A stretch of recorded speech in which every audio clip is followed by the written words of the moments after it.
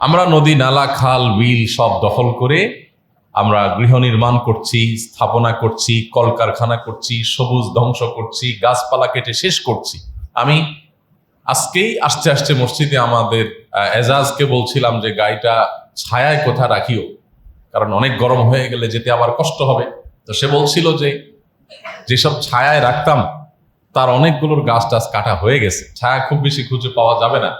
মসজিদের তো আর নিজস্ব গ্যারেজও না যে গায়ে রাখা যাবে। তো আমরা যেভাবে বৃক্ষ নিধন করছি প্রত্যেকে যার যার মতো, আমাদের একটুও বুক কাঁপে না আমরা একটা গাছ যখন কেটে ফেলি। হ্যাঁ, প্রয়োজন হলে গাছ তো মানুষ কাটতেই পারে, সেই সুযোগ ইসলামে রয়েছে, কিন্তু সেটা প্রয়োজন হলে, বিনা প্রয়োজনে একটি গাছ, একটি পাতা, একটি লতাও যেন মানুষ না ছিঁড়ে নষ্ট না করে, সেই শিক্ষা ইসলাম আমাদেরকে দিয়েছে।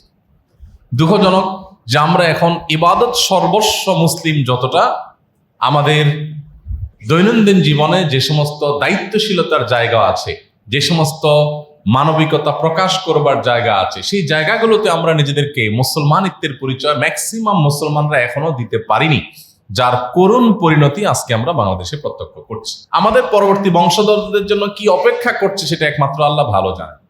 আপনারা জানেন দেশের বিভিন্ন অঞ্চলে পানির জন্য যে হাহাকার শুরু হয়েছে, এটি দিন যত যাচ্ছে তত ভয়ঙ্কর থেকে ভয়ঙ্কর পর্যায়ে চলে যাচ্ছে। আমি নিজে উত্তরবঙ্গের বেশ কয়েকটি জায়গায় সফর করার সৌভাগ্য আমার হয়েছে, দেখার সুযোগ হয়েছে। সেখানকার কিছু করুণ দৃশ্য আমাকে দেখতে হয়েছে। তার মধ্যে একটা হলো ঠাকুরগাঁয়ে আমি নিজের চোখে দেখেছি বহু টিউবওয়েল পড়ে আছে, হাহাকার করছে, কোনো টিউবওয়েলে পানি নাই, পানি উঠছে না। এবং আমরা আসুন্না ফাউন্ডেশন থেকে আমরা নলকূপ স্থাপন করার যে একটা কার্যক্রম আমাদের আছে, সাদকা জারিয়া কার্যক্রম হিসাবে, এই নলকূপগুলো বসানোর ব্যাপারে আমরা এখন নতুন করে ভাবছি, আদৌ নলকূপ বসিয়ে কাজের কাজ সব এলাকায় হবে কিনা, কোথায় হবে কোথায় হবে না। না হলে টাকা পয়সা খরচ করে আমি একটা নলকূপ দেবো, কদিন পরে সেটা মরুভূমির মতো হাহাকার করতে থাকবে, পানির লেয়ার নিচে চলে গেছে, পানি নাই, চাপছে মানুষ, চাপকল চাপ করে পানি আসছে না। একটি দুটি নয়, আমি অগণিত এরকম চাপকল দেখেছি যে মাইলকে মাইল এরিয়া পর্যন্ত, শহর তো বটে, গ্রামের ভেতরে আমি দেখেছি পানি নাই, চাপকলে পানি উঠছে না। এবং মানুষ দূর দূরান্ত থেকে মাইলকে মাইল পথ হেঁটে গিয়ে কোন রকম তাদের প্রয়োজন পূরণ করার জন্য পানি সংগ্রহ করছে। পুকুরগুলোর পানি তলায় চলে গেছে, কোনোটি শুকিয়ে গেছে, খালবিলগুলো শুকিয়ে চৌচির হয়ে গেছে, আপনারা দেখতে পাচ্ছেন। এবং সাতক্ষীরাতে আপনারা অনেক ইতিমধ্যে দেখেছেন, বিভিন্ন জাতীয় দৈনিক এবং গণমাধ্যম নিউজ করেছে যে একটি গ্রামে বহু সংখ্যক মানুষ ক্যান্সারে আক্রান্ত হয়ে মারা গেছেন শুধুমাত্র পানির সংকটের কারণে। তারা বৃষ্টির পানি ধারণ করবার জন্য যে পদ্ধতি অবলম্বন করেছে, গবেষণায় প্রমাণ হয়েছে সেখান থেকেই ক্যান্সারের উৎপত্তি, এবং সেটির কারণে গোটা গ্রাম মরে সাফার উপক্রম। তবে আলহামদুলিল্লাহ আমরা আসুন্না ফাউন্ডেশন থেকে ওই গ্রামের মানুষদের জন্য একটা বড় ধরনের ওয়াটার প্ল্যান্টের ব্যবস্থা ইতিমধ্যে আমরা নেওয়ার কার্যক্রম হাতে নিয়েছি। সেখানে আমরা হয়তো $500,000 বা $1 মিলিয়নের কাছাকাছি টাকা খরচ করে সেখানে আমরা একটা প্ল্যান্ট স্থাপন করব, যাতে পুরো গ্রামের মানুষের বিশুদ্ধ এবং স্বাস্থ্যকর পানির, সুপেয় পানির ব্যবস্থা হয়। এটা আমরা আমাদের প্রতিষ্ঠান থেকে করবো ইনশাআল্লাহ। ইতিমধ্যে কার্যক্রম আমরা শুরু করে দিয়েছি। এবং কয়েক মাস আগে আমরা বাগেরহাটের শরণখোলা একটা পাওয়ার প্ল্যান্ট স্থাপন করেছি, সেটাও এরকম 6-7 লাখ টাকা কম বেশি খরচ হয়েছে। তো সেখানে আলহামদুলিল্লাহ 500-রও বেশি পরিবার পানি, সুপেয় পানির ব্যবস্থা করতে পারছে। কিন্তু কথা হলো এই সুযোগগুলো আস্তে আস্তে হারিয়ে যাচ্ছে এবং সংকট ঘনীভূত হচ্ছে, তীব্রতর হচ্ছে। আমাদের দেখার কেউ নেই, আমাদের নিজেদেরও অবস্থা এমন হয়েছে, আমি প্রায় সময় বলি যে আমাদের যে জাতীয় পর্যায়ে আমাদের প্রত্যেকটা মানুষের গণহারে যে ত্রুটিগুলো আছে, সেই ত্রুটিগুলোর মধ্যে থেকে একটা ত্রুটি হলো আমরা অনেকেই ইবাদত বন্দেগীতে মুসলমান হলেও আচার আচরণে আমরা অত্যন্ত সেলফিস্ট বা স্বার্থপর। একজন স্বার্থান্ধ মানুষ কোনো দিন কোশ্চিন কালেও ভালো মুসলমান হতে পারে না।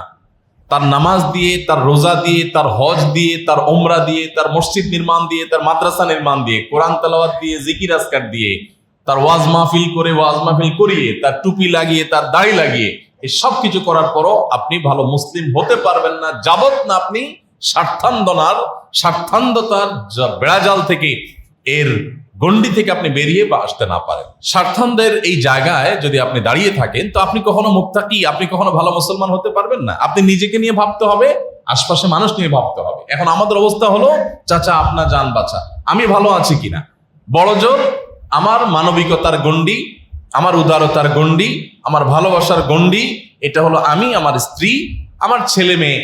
খুব বেশি উদার মানুষ হলে একটু ভাই বোনকে নিয়ে চিন্তা করে, জাস্ট এইটুকু, শেষ। কেউ কেউ শ্বশুর বাড়িকে হয়তো এই গণ্ডিতে রাখেন, ফিনিশ।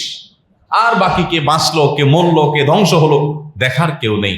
অথচ দিন শেষে আমি এই স্বার্থানদের এই যে বেড়াজাল, এই জায়গায় থাকার কারণে, আশপাশকে নিয়ে না ভাবার কারণে, সমাজ এবং দেশকে নিয়ে না ভাবার কারণে, সবাইকে নিয়ে না ভাবার কারণে এর করুণ পরিণতি আমাকে এবং আমার পরিবারের সদস্যদেরকেও বরণ করতে হবে, টুডে অর টুমরো।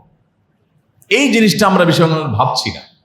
আমার চিপসটা খাওয়া হয়ে গেছে, ঠোঙাটা ফেলে দিলাম, কোথায় গিয়ে পড়লো, কার ক্ষতি হলো, কোন জায়গায় সমস্যা হলো, কে স্লিপ খেয়ে পড়লো, আমার দেখার দরকার নেই, আমার তো খাওয়া শেষ, আমি ফেলে দিছি, আমার দায় শেষ গাড়িতে। প্রত্যেকটা বিষয়ে আমরা এতটা দায়িত্ব জ্ঞানহীন, এতটা স্বার্থপর যে আমাদের নিজের স্বার্থের বাইরে আমরা দেশ, দশ, সমাজ, আশপাশটাকে নিয়ে ভাবার ন্যূনতম ফুরসতটুকু যেন আমাদের মধ্যে নাই।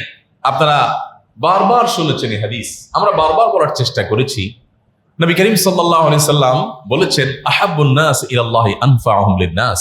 মানুষের মধ্যে সবচাইতে আল্লাহর কাছে প্রিয় মানুষ সে, যে মানুষ যত বেশি মানুষের ব্যাপারে পরোপকারী হয়, নিজের ধান্দা শুধু করে না, যে আমার দ্বারা কার উপকার হতে পারে, কাকে আমি একটু উপকার করতে পারি, পৌঁছতে পারি, কোনো বিপদে সহায়তা করতে পারি, আমার কারণে কারোর কোনো অসুবিধা হচ্ছে কিনা, এই জিনিসটা যখন সবাই অ্যালার্ট হয়।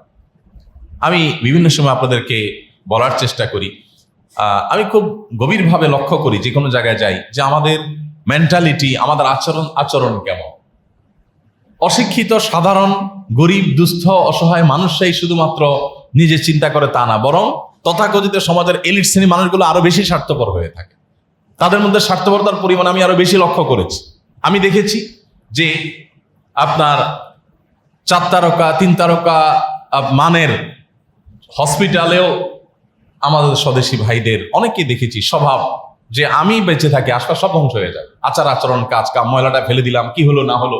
আমি প্রায় সময় একটা উপমা আপনাদেরকে দিয়ে থাকি, যে বাসায় চিংড়ি মাছ আনছেন, চিংড়ি মাছ কোটাকাটি শেষ, বাসায় সেটা থাকছে, আগের দিন আনছেন, কোটাকাটি করছেন, এখন গন্ধ ভাইরাস। সামুদ্রিক মাছও এরকম গন্ধ বাইর হয়, একটু দুর্গন্ধ বেশি ছড়ায়। তো আপনার বাসা, আপনার কিচেনে ময়লার যে বিনটা আছে সেখানে আপনার দুর্গন্ধটা ছড়াচ্ছে, তো আপনি কি করলেন, পলিথিনটার মুখটা বেঁধে আপনার দরজার সামনে রেখে দিলেন। তাতে কি হলো, আপনি বেঁচে গেলেন, আপনার পরিবার বেঁচে গেলেন, গন্ধ আর আপনাদের কষ্ট দিচ্ছে না। কিন্তু গন্ধটা এখন কে পাচ্ছে, ওই সিঁড়ি ঘর দিয়ে যত মানুষ অতিক্রম করছে, উপর থেকে নিচে নামছে, প্রত্যেকে নাকে হাত দিয়ে দিয়ে নামছে, আপনার প্রতিবেশী দরজাটা খুলছে আর দুর্গন্ধ দিয়ে তাকে ওয়েলকাম করছে। ছোট্ট একটা ইস্যু, হয়তো আমরা চিন্তাও করি না। আপনি সকাল থেকে রাত পর্যন্ত যদি কাগজ আর কলম নিয়ে নোট করেন, আমি তো বিশ্বাস করি যে আপনি দিন শেষে 20-50টা আইটেম পাবেন যে আপনি মানুষকে অনবরত কষ্ট দিয়ে যাচ্ছেন, জুলুম করে যাচ্ছেন, মানুষের অধিকার নষ্ট করছেন, পরিবেশটাকে ধ্বংস করছেন, দূষিত করছেন। আপনি আবার গরমের তীব্রতায় হাঁপ ছেড়ে বলবেন, না দেশটা কি হয়ে গেল, সব মানুষ অমানুষ হয়ে গেছে, কেউ একটু গাছ টাছ লাগায় না, কেউ একটু দেখেন। ভাইরা আমার, এই একটি কারণে আমি আমাদের সব সর্বস্তরের ভাই বোনদেরকে বলতে চাই, আমি নিজেকেও সবসময় বলি যে আসুন আমরা মানুষ হই, ভালো মানুষ হই, পরোপকারী হই, এবং আমাদের আশপাশটা নিয়ে আমরা একটু ভাবি। যদি না ভাবি, এটা আমার দিনদারিতার কমতি। আমরা ধর্মটাকে আর এই জাতীয় মানবিক দিকগুলোকে আমরা আলাদা করে দেখি। আমাদের ধর্ম তো কমপ্লিট, ইসলামে কোনো কিছুর অপূর্ণতা নেই। আপনাকে জাতিসংঘের কাছে গিয়ে কোনো কিছু ধার করতে হবে না, আপনাকে তথাকথিত মানবাধিকার সংস্থাগুলোর কাছে গিয়ে কোনো থিওরি, কোনো আইডিওলজি, কোনো স্লোগান, কোনো তাদের পদ্ধতি, কোনো তথ্য কোনো কিছু তাদের কাছে ধার করতে হবে না। আপনি ভালো মানুষ হওয়ার জন্য, একটি বাসযোগ্য পৃথিবী, বাসযোগ্য দেশ, বাসযোগ্য সমাজ গড়ে তোলার জন্য আপনাকে কারোর কাছে যেতে হবে না। আপনি ইসলামে ফিরে আসেন, ইসলামে সবকিছু আছে। আমরা যদি ইসলামটাকে ভালো করে বুঝি, তাহলে সমাজটা বসবাস যোগ্য হয়ে যাবে। আর না হলে এটা দিন থেকে দিন আরো ভয়ঙ্কর আকারে চলে যাবে। পানির জন্য যে হাহাকার শুরু হয়েছে, এটা কোন পর্যায়ে গিয়ে থামবে একমাত্র আল্লাহ তাআলা ভালো জানেন। বিভিন্ন হাদিস থেকে আমরা অবশ্য জানি কিয়ামতের আগে পানির জন্য হাহাকারের পরিমাণ বাড়বে এবং এত ভয়াবহ আকার ধারণ করবে যে পানির জন্য যুদ্ধ হবে। কারণ পানি দখল পুনর্দখলের ব্যাপার স্যাপার থাকবে। তো এরকম একটা পরিস্থিতিতে এই গরমের দাবদাহ, এটা থেকে উত্তরণের জন্য, এটা থেকে বেরিয়ে আসার জন্য আমাদের সুদূর প্রসারী পরিকল্পনার কোনো বিকল্প পথ খোলা নেই। আমাদেরকে একটি বিপ্লব করতে হবে। সেই বিপ্লবটা হলো বৃক্ষরোপণের বিপ্লব। সর্বস্তরে এমন কোনো মানুষ আমরা থাকবো না যে আমি নিজ উদ্যোগে এক বা একাধিক গাছ রোপণ করে সেটির পরিচর্যা করে সেটিকে বড় করে তোলা, এটা আমি করব। আমার সন্তানকে যদি যেরকম আমি গড়ে তুলি, আমার পরিবারকে যেরকম আমি গড়ে তুলি, আমি কিছু গাছ এরকম লাগাবো, সেগুলো প্রাণ, এবং সে প্রাণগুলোকে আমি গড়ে তোলার চেষ্টা করব।